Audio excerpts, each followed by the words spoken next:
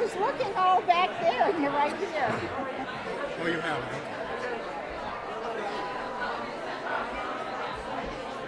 You'll hand that to me when I do my opening words. I'll put you a seat. I love it. When I go to plays and stuff, I love to sit up front. So I'll buy tickets like a year in advance so I can get seats, good seats.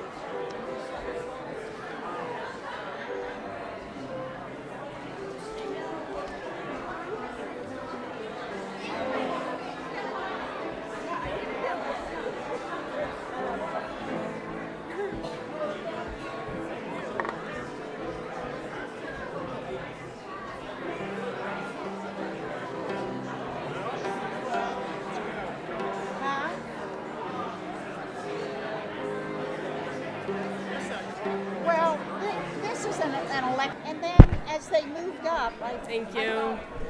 Good morning. More. Good morning. There we go. Good morning. Good morning and welcome to First Parish Brewster. We are a Unitarian Universalist, welcoming congregation of people of different philosophies and beliefs, people of various cultures, races, sexual orientations, gender identities, abilities, and socioeconomic backgrounds. Whoever you are, wherever you are on your path, may this be a place of rest and restoration on your journey. Happy St. Patrick's Day, everybody. A holiday where we celebrate overboiled vegetables, my favorite.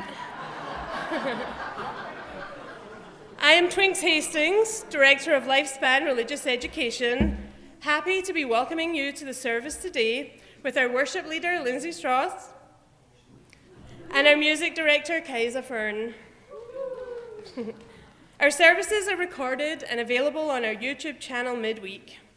Masks are now optional in worship, although we do have the space at the back right-hand corner where we ask people to remain masked. Here at First Parish, we welcome and celebrate the noises, movements, and mirth that little ones bring to our worship as equal and valuable members of our community. However, please do silence your cell phones. For those of you who may be first-time visitors this morning, welcome.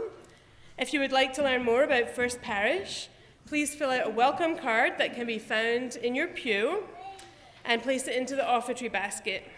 And also, you can check out our new handy guide to all things First Parish, which is also in the shelves in the pews.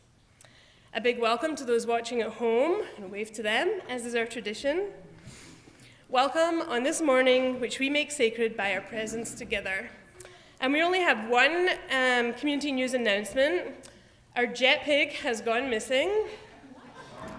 This is a serious, serious situation, so we are all going to do some detective work this morning.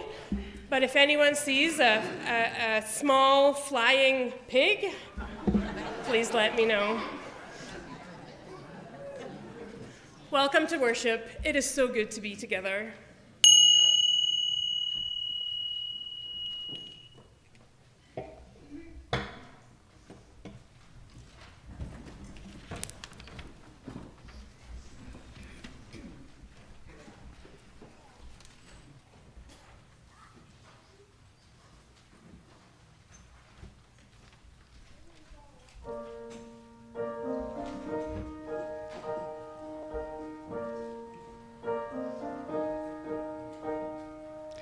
I thought there was something wrong with me, something that everyone could see, something that made me cry, made me try, disappearing. Why did they treat me like they did?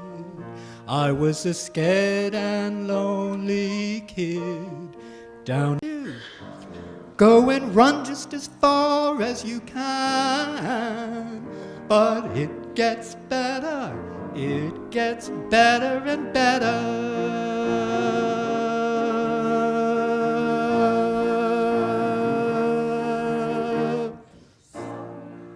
Every day feels like a chore, wondering can you face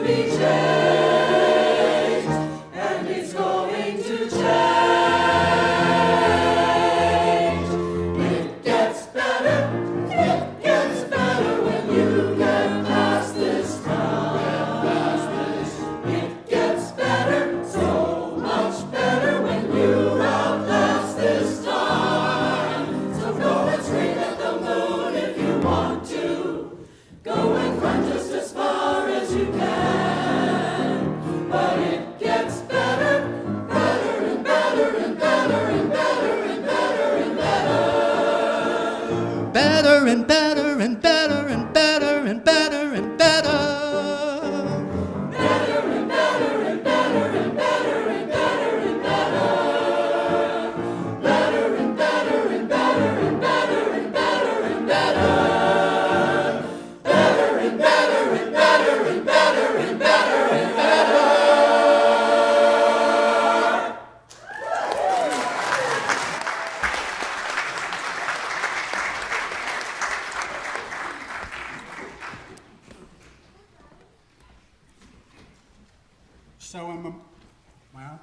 So Memorial Day weekend of 2002, as many of you know, or some of you know, we're here that long, I came to First Parish for the very first time. It was also the weekend that I transitioned, oddly enough, or coincidentally.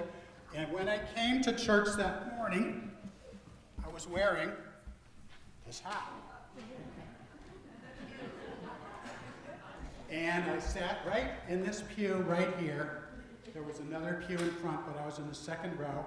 And the woman behind me, I remember, was Deb Wood, who comes sometimes. And she leaned over and she said, "You look fabulous." So that was my introduction to First Parish.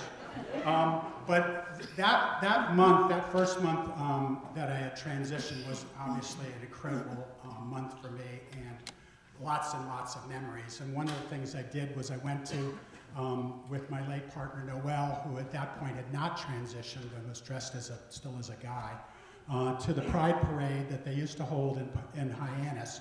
And I came with a sign, which you probably won't be able to see, but on one side it said, "Changing sex is great," with an asterisk. And on the other side, which I flipped around as I was walking in the parade route, was, "Your results may vary." And then the other thing I really remember, although I lots of memories for those of you, and I remember Linda and Gloria were there for the Gay Gatsby picnic, and I came wearing this hat, and I'm going to take it off because I don't really care for it anymore.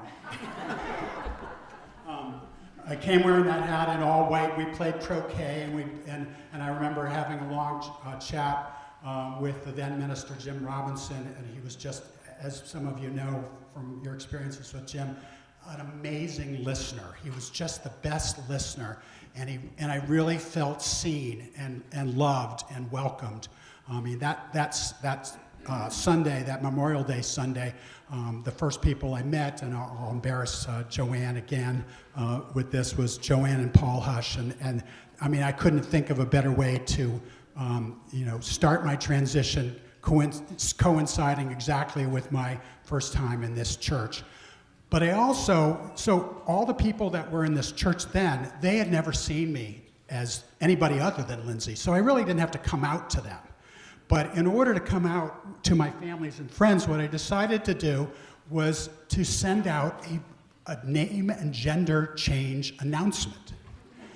So I went to Chatham with Noel, and we went to a hoity-toity stationery store. I don't think it's still there, right off of Main Street, the main drag in Hyannis. And there were two ladies who were going to have a quote from John Lennon, and I'm going to have a butterfly.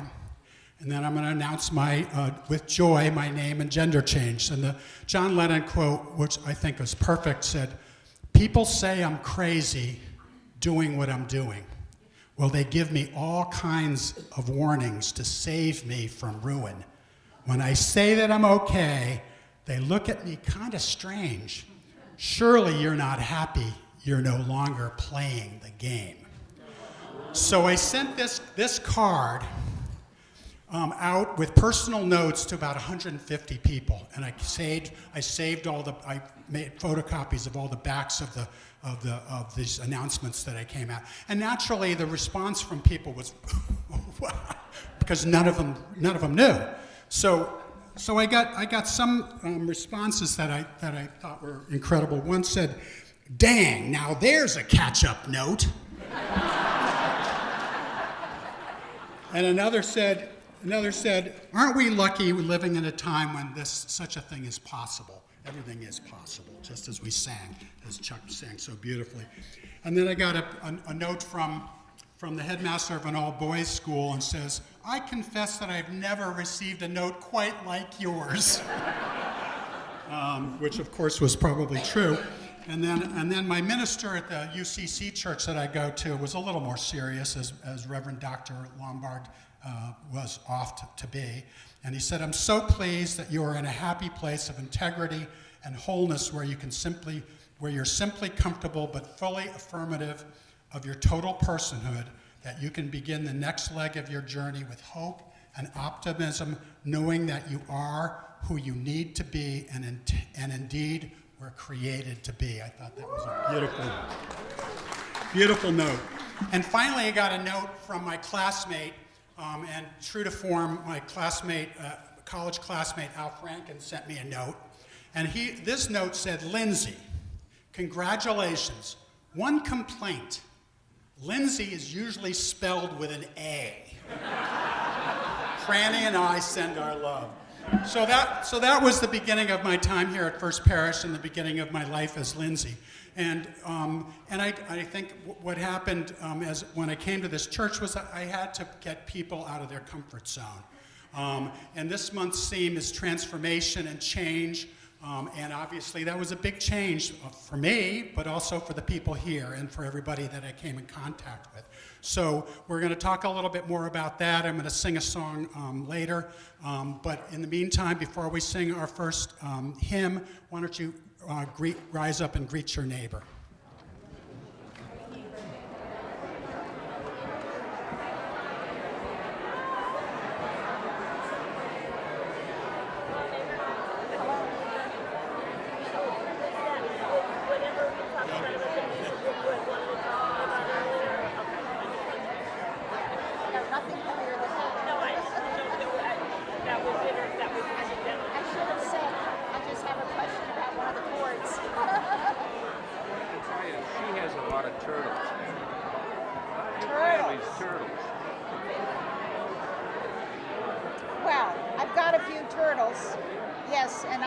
I'm clearing things out, so I'll know where the turtles can go. Oh. I'll tell you, it's a process. Morning. Clearing Let's out. We just open painted up our gray house hymnal to number 95 and sing "There Is More Love Somewhere." Number 95 in the gray hymnal.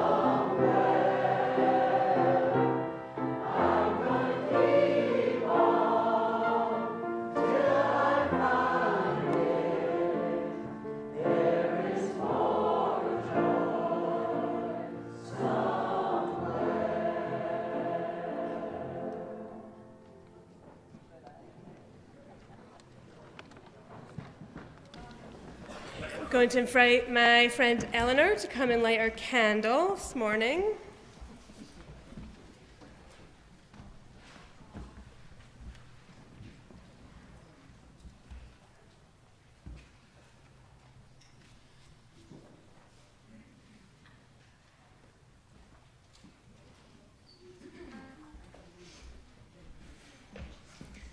We light our chalice this morning in memory of Next Benedict and all of our other trans children and youth who have suffered at the hands of ignorance. May this flame be a beacon reminding us that our faith drives us to do better. We pray that this flame might hold us and guide us in this work, which is never ending and desperately urgent. Please join me in our unison affirmation. We believe in love. Love is the doctrine of this church. We believe in truth.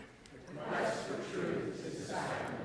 We believe in helping others. And service is our prayer.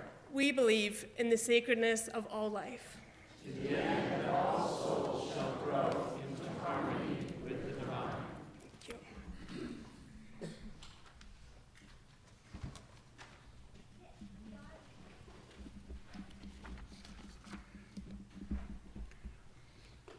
So today, Twinks and I are going to read you a book called Are You a Boy or Are You a Girl? Twinks is going to show you the pages, and I'm going to read the text. First page. My name is Tiny, and this is my family. We moved to a new town because Dad has a job as a bus driver. We have a beautiful new house, and I will be going to a new school. This is my bedroom in the new house. Dad has built me a special bed that looks like a castle. It is so big that it can keep all my toys underneath and still have space to play with my little sister Fiona. Next to my bed are my fancy dress and toy boxes. Dressing up is my favorite thing to do. Fiona and I love to pretend we are animals or doctors or even to host our own talent show.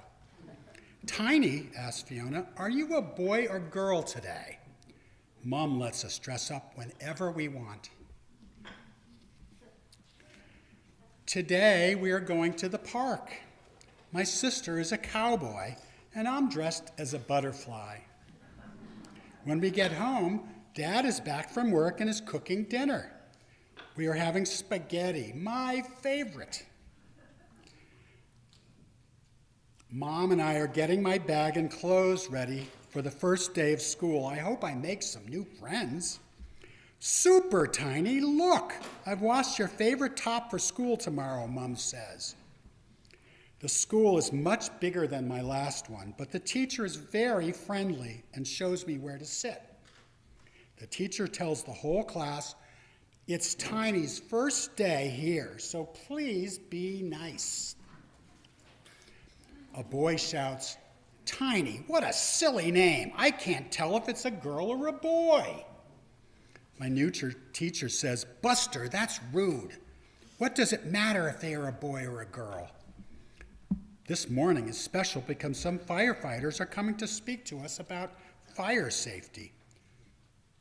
Girls can't be firefighters, Mia says. But look, there's a lady driving the fire engine. Later on, we play soccer, my favorite. The book says football, but I'll Americanize it for you. I call it football. American football is American football. Buster kicks the ball away, says, girls can't play soccer, it's for boys only. Mia says, I don't think it matters who plays, as long as we are all having fun. Back in class, I draw a picture of Mia and Charlie for the school art show. Buster spills my paint and laughs. Tiny is not a he. Tiny is not a she. Tiny is an it. The teacher says, Buster, don't be a bully. Why does it matter if Tiny is a girl or a boy? Now say sorry and help Tiny up. Sorry, says Buster. It's okay. Alfie is a fish and I am an owl. As we are tidying up to get ready for dinner, Alfie asked me, Tiny, are you a boy or are you a girl? I'm me. So there were a couple questions, and we wanted to know from any of you kids, do you think Tiny is a boy or a girl? What do you think? Yes.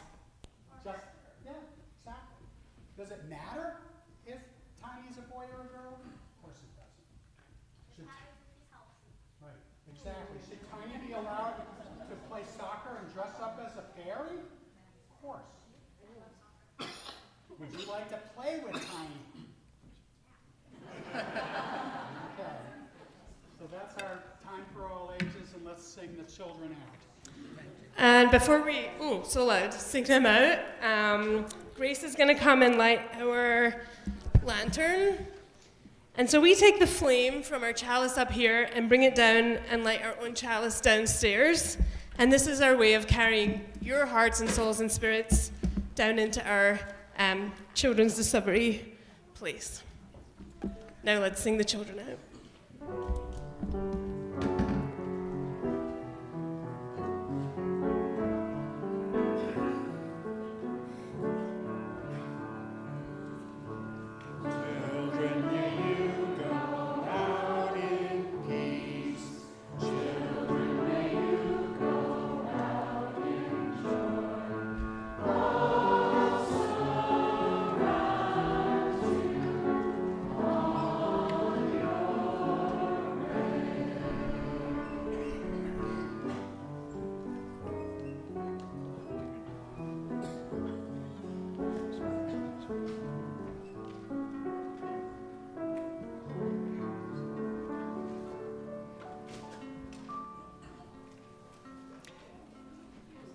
Each week, we have the practice of splitting our offertory plate. Half of what is collected goes to the work of First Parish Brewster, and the other half goes to a worthy organization nominated by members of this congregation. This morning's offering is a split plate with One Track International, an organization which raises awareness of the global orphan crisis and specializes in alternative orphan care. Through its Transition to Home program and family reunification approach, One Track moves orphan children from overcrowded and under-resourced institutions, placing them with surviving family members or others in their community. They also provide education, health care, and caretaker support for the orphan's family. Your offering will benefit this organization and the great work of First Parish Brewster.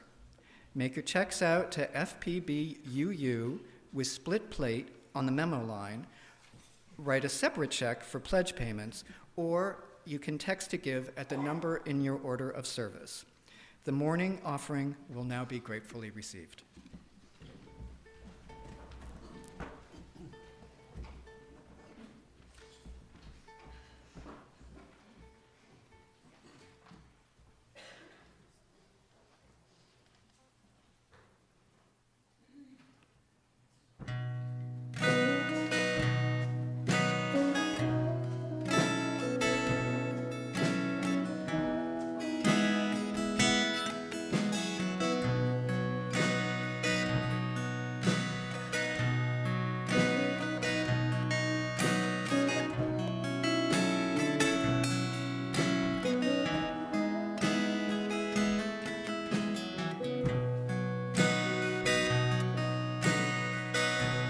If you were me,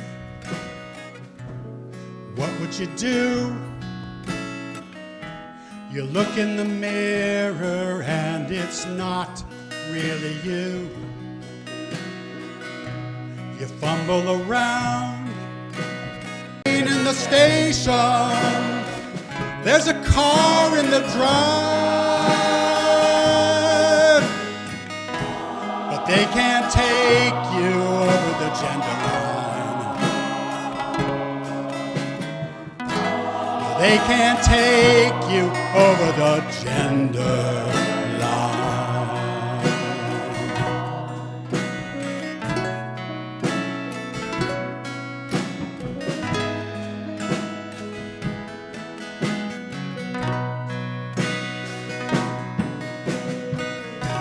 I knew about a young man in my little town, kept to himself and didn't run with the crowd. Wicked secrets locked up in his head, a vicious monster hiding under his bed. There was no reason in anyone's mind. What would possess him to take his own life? There's a train in the station, planes lined up to fly, but they can't take him over the gender line. They can take her over the gender line. Are you a boy or are you a girl? It's an easy answer in a binary world.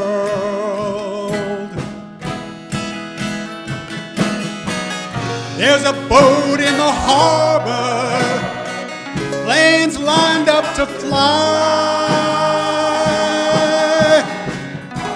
but they can't take you over the gender line. No, they can't take you over the gender line. I had to crawl over the gender line.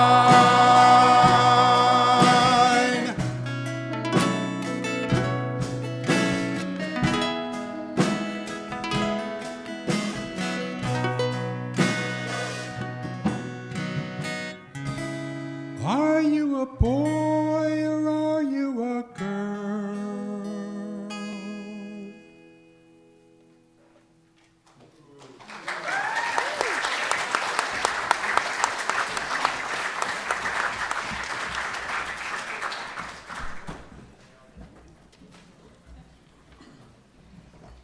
Psychologists working to assist transgender adults, children, and youth find peace and self-acceptance in their experienced gender, and to cope with the family and social repercussions of that transformation. It's been a great privilege to do this work, and over the past 30 years, I've witnessed the trans population achieving greater visibility in the larger world. But this path hasn't been without its heartbreak. Every year in November, some of us gather to honor those of our transgender siblings who were murdered simply because of their gender identity.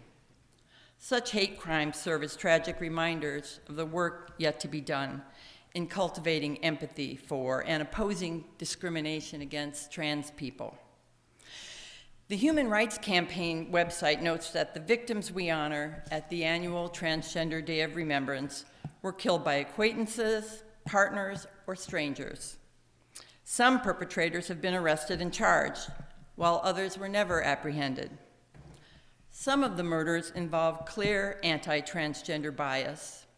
In others, the victim's transgender or gender nonconforming status may have put them at risk in other ways, such as forcing them into unemployment, poverty, homelessness, or survival sex work. Despite gains in acceptance, it's still the case that being transgender is a risk factor for all kinds of oppression, including physical violence. What I want to hold up today, though, are the unacknowledged casualties, those trans folks who attempt and sometimes complete suicide. Repeated studies have shown the rate of suicide attempts among trans people hovering at around 40%. It was this sobering statistic that It Gets Better, that song, wanted to change. Over all my years as a therapist, listening to the stories of transgender folks of all ages, I'd have to say that figure sounds right. Almost every trans person I've ever spoken with in my therapy office, and that would be hundreds, has reported suicidal thoughts at all levels of seriousness. For many, it seems like a potential solution to the inner pain that they experience, not just from their gender dysphoria, but from their expectation that revealing themselves as trans to loved ones will result in them being ridiculed, rejected, abandoned, or told they're just following a fad.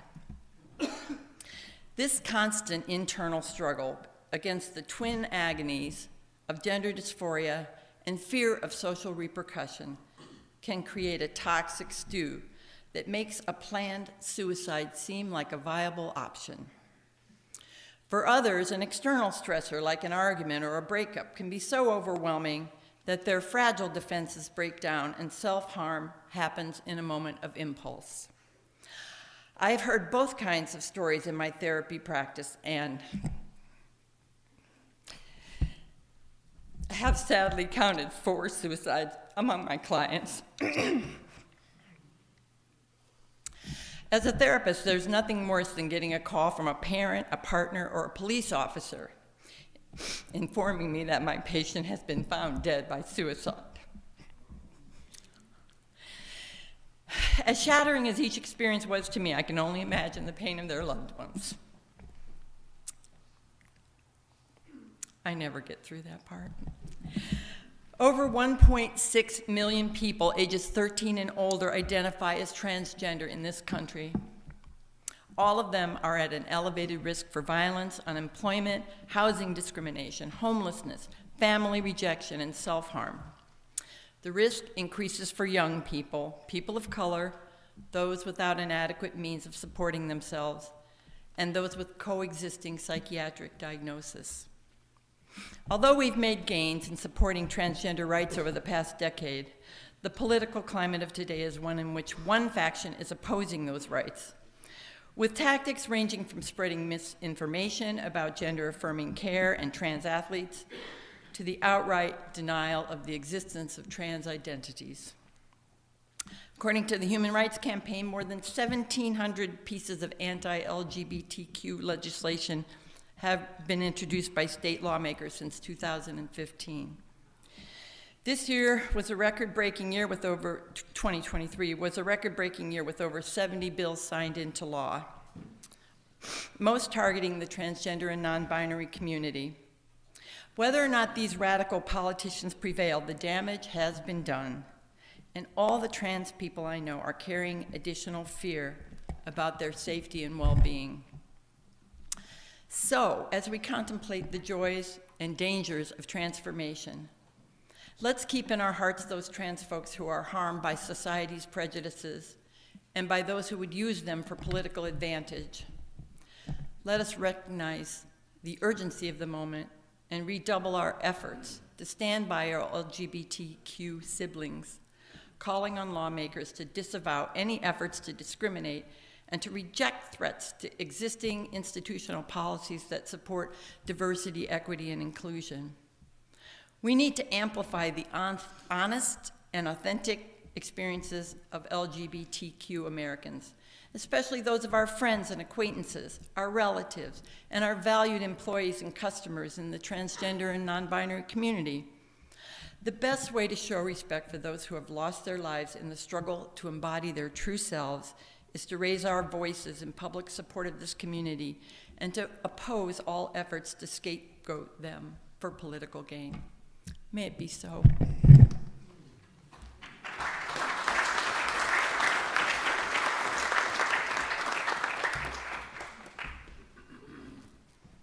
Thank you, Maureen.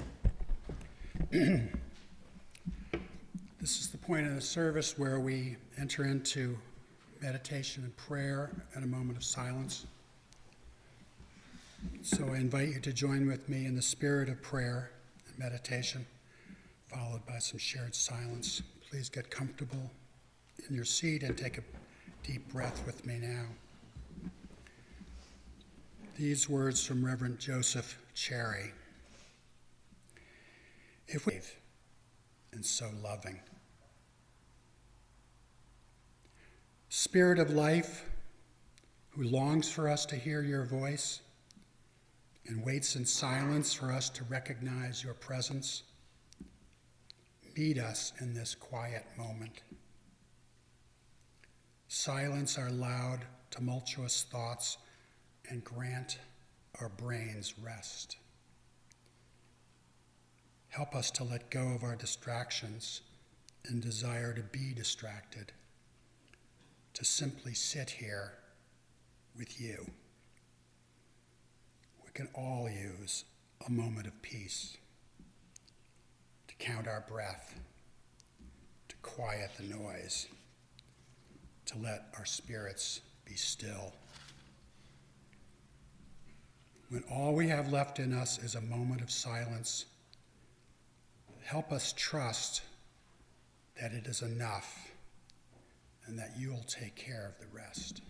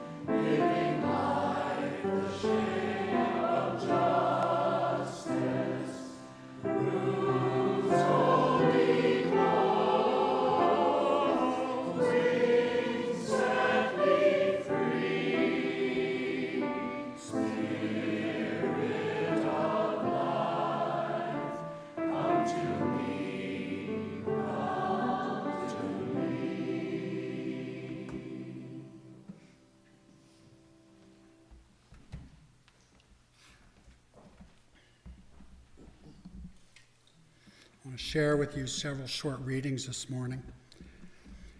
The first is from Reverend Dr. David Breeden in his poem titled Transformation.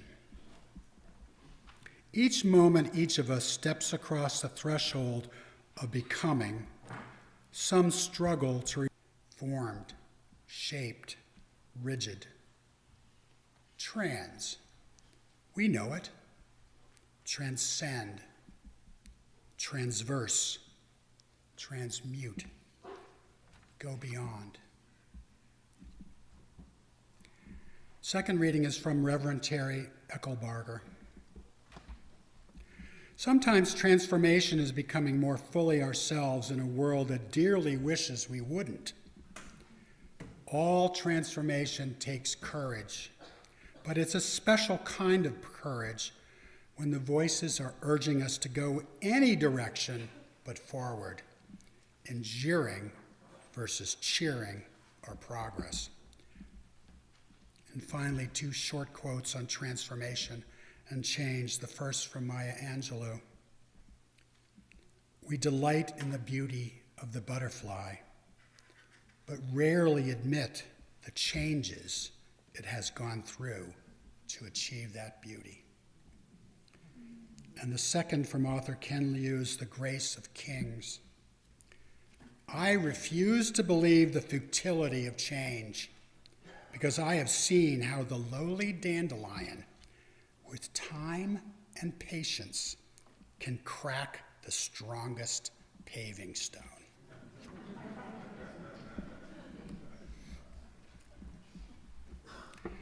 So the title of my sermon in your order of service is Transgender Rights, One Step Forward, Two Steps Back. But I just as easily could have titled it Transgender Rights, Change versus No Change, or probably even worse, Change versus Let's Go Back. Let's make America great again.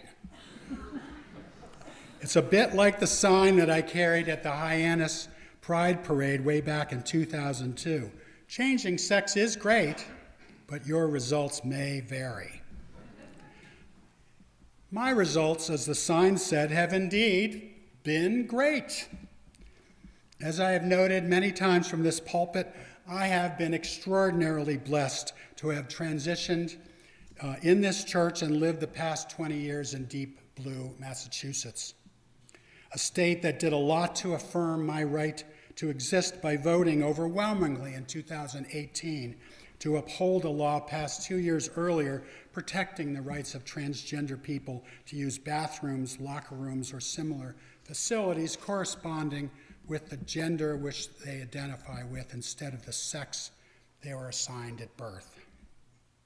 I also had the incredible good fortune to have had the support of this congregation from the get-go, and almost without exception from my friends, family, high school, and college classmates.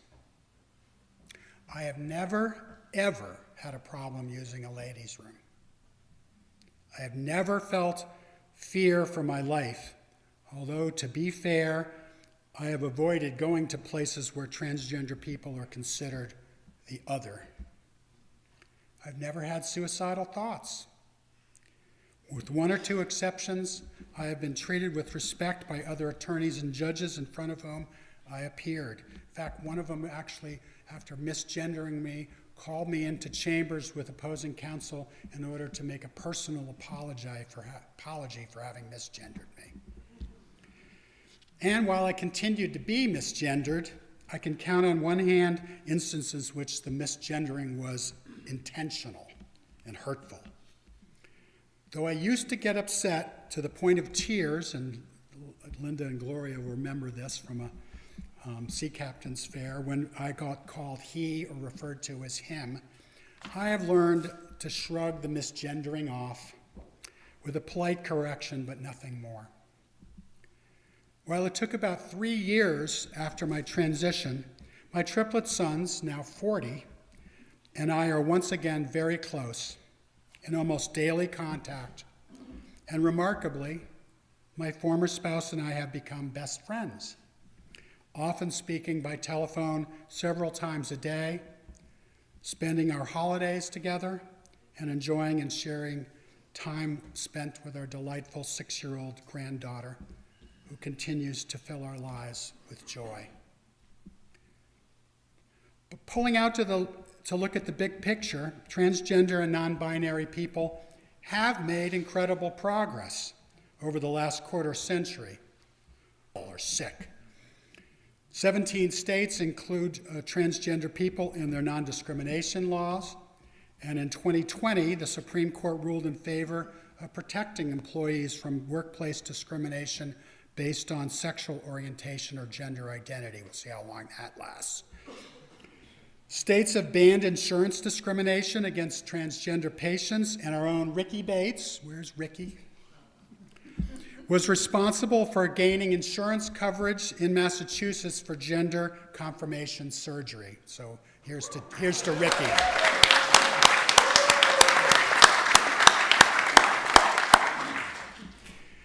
Transgender people have been elected to political office, including as judges, mayors, and state senators and representatives.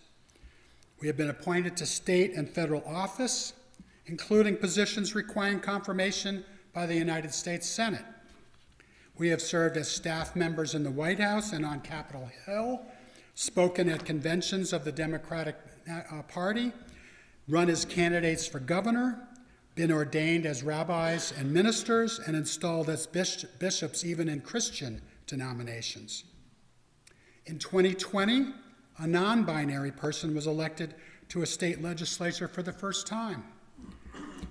Transgender people have appeared on the cover of mainstream magazines, including Time, National Geographic, and Cosmopolitan, as models in fashion magazines such as Vanity Fair and Vogue, and trans-themed shows and actors have been nominated and in some cases won Emmys, Golden Globes, and Tonys.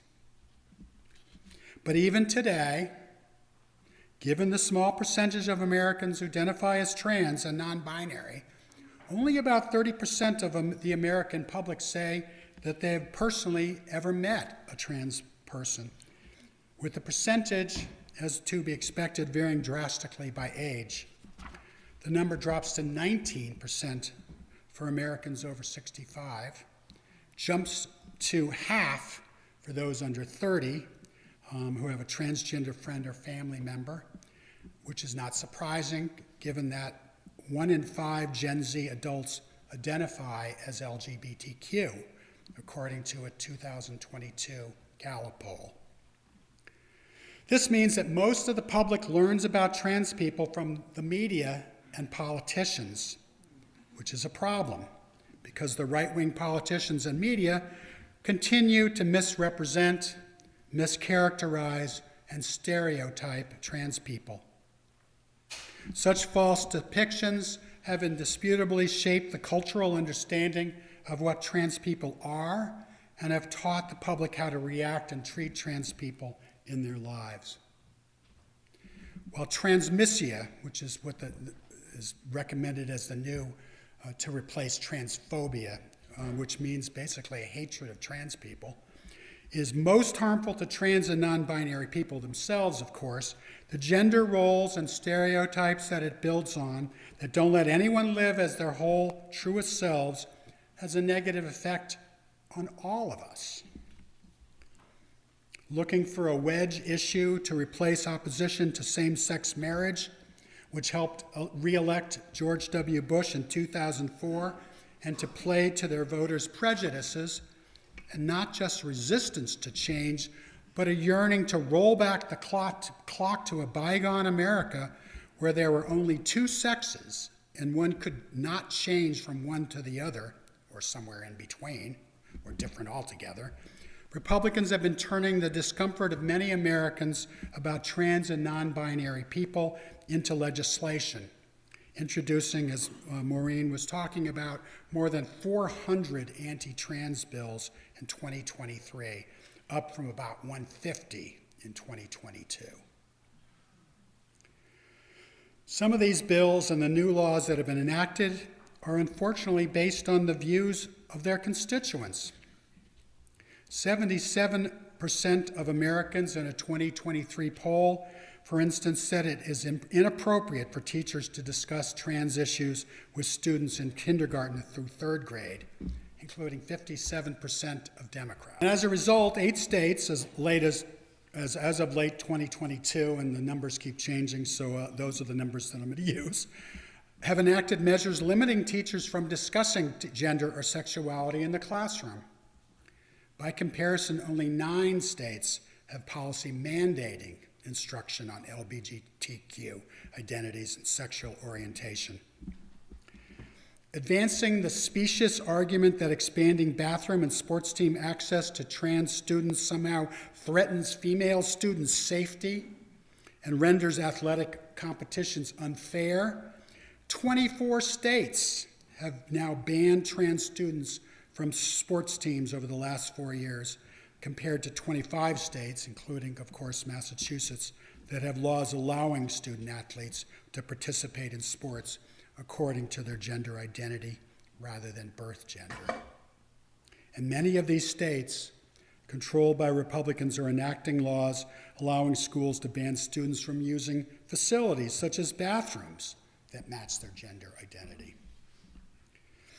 The last 2 years have seen at least 10 states enact laws restricting or outright banning gender-affirming health care for trans children and youth. Books with LGBTQ themes, probably including the book that I read during the Time for All Ages, have become a frequent subject of school book challenges and bans. And perhaps as alarming as any development over the last year or so is that the right-wing supermajority of the Supreme Court, having just turned back the clock on reproductive freedom 50 years and overturning Roe, appears poised, given the appropriate opportunity, and they'll look for a case, believe me, to turn back the clock and undo all the progress we have made toward a more just and by God, as a basis for refusing to comply with a state law allowing trans athletes to compete, to participate in sports according to their gender identity. As Maureen noted, the rate of suicide attempts among trans people, or suicide ideation at least, hovers at an astonishing 40%. And it appears that the latest victim was indeed Next Benedict, a non-binary teenager in Owasso, Oklahoma, who the coroner reports died by suicide a day after 3 girls jumped them in their high school bathroom, and after more than a year of bullying. It is no wonder that NEXT was attacked given the passage of a law in Oklahoma requiring students to use the bathroom corresponding to the gender they were assigned at birth, a law which has clearly spawned a kind of vigilante justice. It is hard these days to come to any conclusion other than that transmisia, the hatred of trans people, has been responsible for rising levels in trans and non-binary people of depression, fear, feelings of hopelessness, and suicide, in chronic illnesses and poor health care, isolation, and violence, including sexual assault and, of course, murder. Far-right conservatives like Tucker Carlson call gender transition satanic. Donald Trump's stump speech includes a promise to cut federal funding to schools that allow transgender insanity. An Oklahoma state senator recently referred to LGBTQ people as filth. As Margaret Rendell wrote in a recent New York Times op-ed piece, this quote, "This kind of discourse has made life extremely dangerous for trans and gender expansive Americans across the country. When political leaders and influential media figures publicly dehumanize and demonize people in a marginalized group, they inspire others to act on their own prejudices," leading one trans high school student in Oklahoma to tell the Washington Post that he carries a bulletproof backpack. "I'm quite honestly scared to go to school every day." The increasing demonization of trans and non-binary folks by politicians and many media outlets makes it more important than ever for the media to see trans people through authentic, diverse, and accurate stories which reflect our actual lived experiences. But as GLAAD notes in promoting the annual Transgender Day of Visibility, which is celebrated every year on March 31st, trans people's voices are often missing from the news media's coverage of anti-trans laws and policies affecting our lives. Without trans people and experts weighing in, she says, and without trans representations in classrooms to help guide coverage, anti-trans discrimination is often misrepresented in the news as a culture clash, rather than willful misinformation and targeted hate. While we are starting to see progress in film and TV, we still have a long way to go, says GLAAD, if we are to undo 100 years of misinformed, inaccurate, and harmful representation of trans people. Yet, as we approach the 2024 elections, there are some reasons for optimism.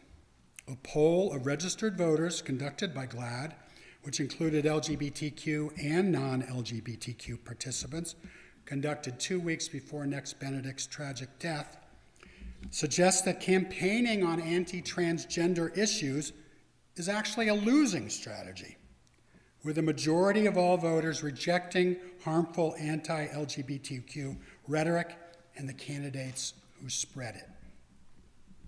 A majority of all voters said they would oppose candidates who frequently speak about restricting access to health care and youth sports for transgender youth.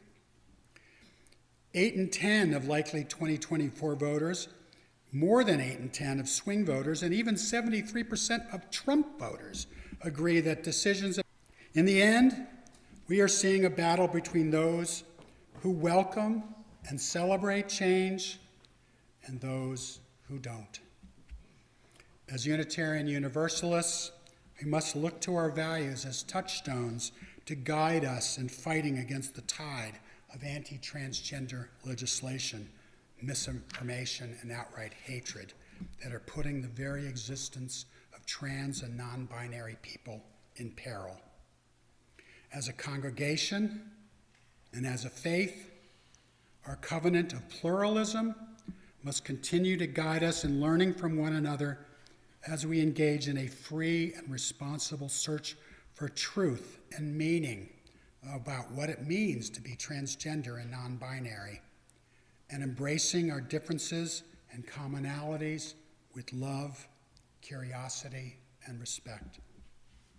As a congregation and as a faith, we must redouble our efforts to achieve justice by raising our voices and working to fight transmisia and to dismantle all forms of systematic oppression through democratic processes in making decisions within our congregation, our association, and society at large. In adapting to an ever-changing world and recognizing that openness to change is fundamental to our Unitarian and Universalist heritages and never complete and never perfect, we must covenant to continue to collectively transform and change so that we can grow ever more into harmony with the divine. And finally, we must covenant to use our time, our wisdom, our attention, and our money to build and sustain fully accessible and inclusive communities in which every person, whether they be trans, cisgender, or non-binary, straight, gay, or bisexual, enjoys the right to flourish with inherent dignity and worthiness. Renewing our pledge to replace barriers for all persons and groups with particular identities, ages, abilities, and history created by systems of power, privilege, and oppression with ever-widening circles of solidarity and mutual respect. Blessed be, and may it be so.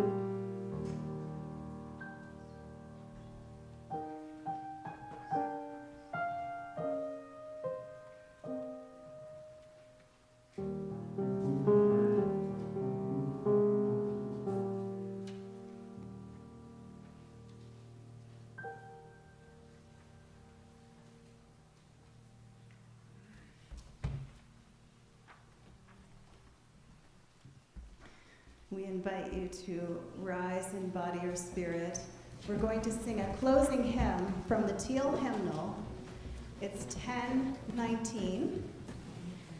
And we have just a couple of adjustments that we really need to make to bring this hymn a little more up to date in its language. So on page 3, the second line, where it says, there are girls who grow up strong and bold, there are boys quiet and kind. We're just going to call them all kids.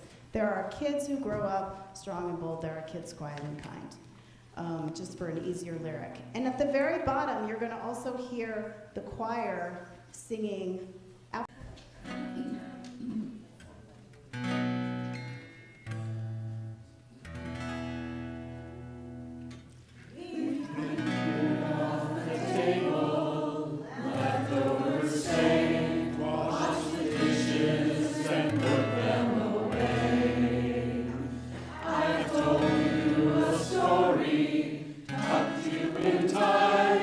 At the end of your roundabout day.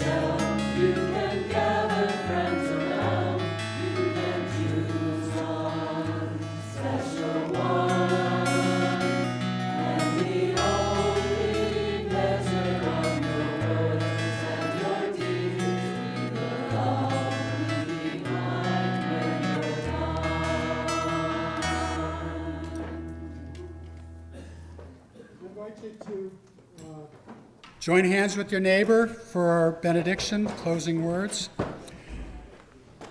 And they come this morning from Clarissa Pincola Estes. Ours is not the task of fixing the entire world all at once, but of stretching out to mend the part of the world that is within our reach. Any small, calm thing that one soul can do to help another soul, to assist some portion of this poor, suffering world, will help immensely. It is not given to us to know what acts, or by whom, will cause the critical mass to tip toward an enduring good. What is needed for dramatic change? So the postlude is actually on the back. For all you Eric Clapton fans, you can sing along with our postlude today. We have some singers singing that. See you next week.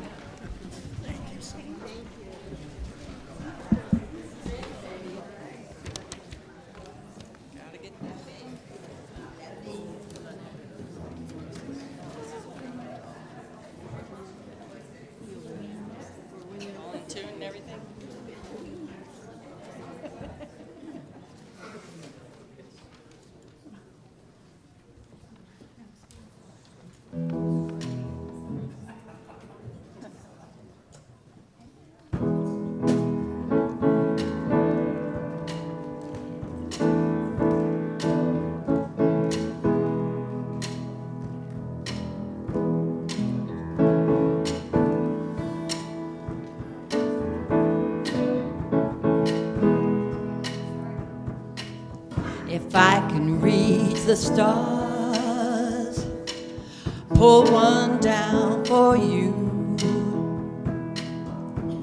Shine it on my heart so you could see the truth,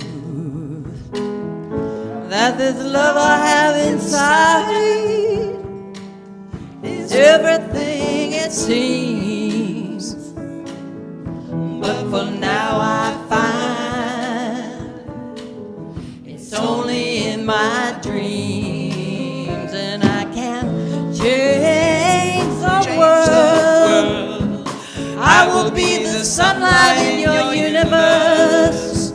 You would think my love was really something good, baby, if I could change the world.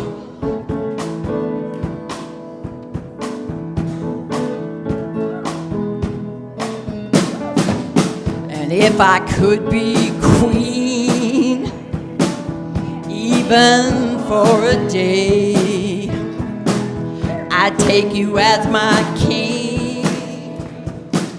I'd have it no other way. And our love would rule in this kingdom we have made. Till then I'd be a fool, wishing for the day. And I can't change the world. I would be the sunlight in your universe. You would think my love was really something good, baby, if I could change the world. Baby, if I could change the world.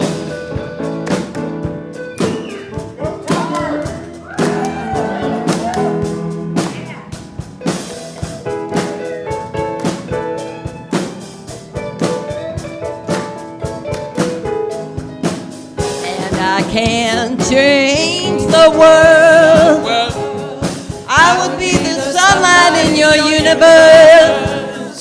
You would think my love was really something good, baby, if I could change the world, baby, if I could change